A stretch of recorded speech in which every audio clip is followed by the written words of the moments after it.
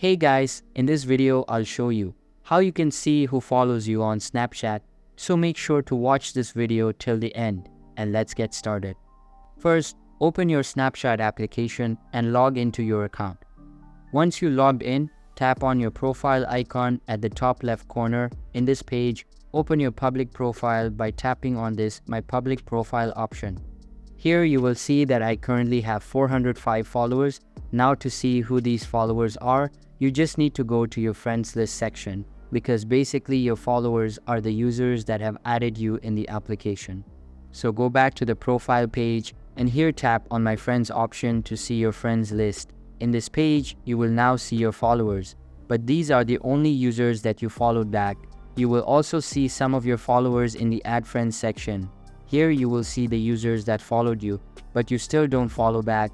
You can either accept or ignore the request depending on your preference.